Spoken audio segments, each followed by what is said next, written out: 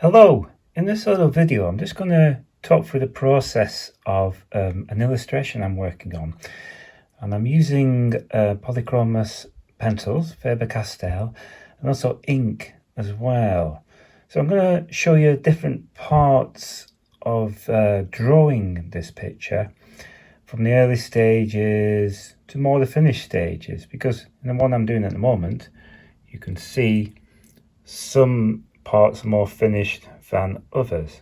So let's have a look now at this area here, and you can see that it's just pencil marks really. If you look down here, we can see all these pencil marks. I'm doing that using a H pencil. I could use a HB. Try and keep a fairly light pencil mark. You can see the character down here on the right. It's just a few squiggles and lines really. And then from there, when I'm starting to map it out, I then start to ink, and you can see this sort of fairy creature is coming in here, and I've made a few ink marks too, and you still got all the pencil in there. That I will rub that pencil out soon. So then the next process from there is to start to use the colour. And as you can see in this little character there, also the leaves, I'm starting to put the greens and browns on there. And there's a lot more work to do on this, so I've got to shape it better, put the shadow in. And you can see the ink too, I'm using bits of hatching and cross hatching. Let's move further down here, and we can see the robin. There's quite a bit of work done on the robin, but still quite a lot to do.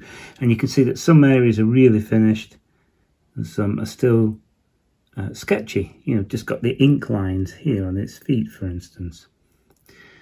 We'll come across and you can see this character here.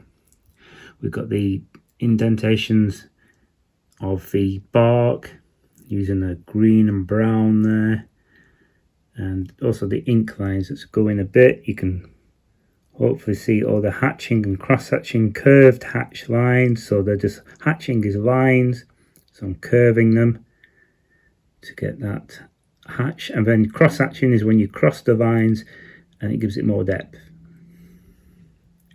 Let's go down finally to this character here. There's a lot more work done in this, you can see, and a lot more inking and shadow work, but again, still quite a lot to do.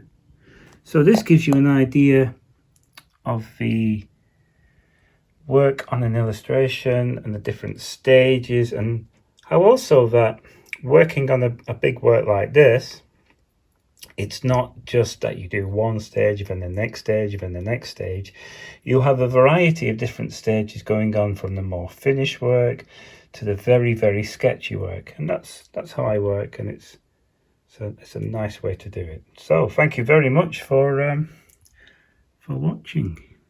I wonder what this little fella's thinking.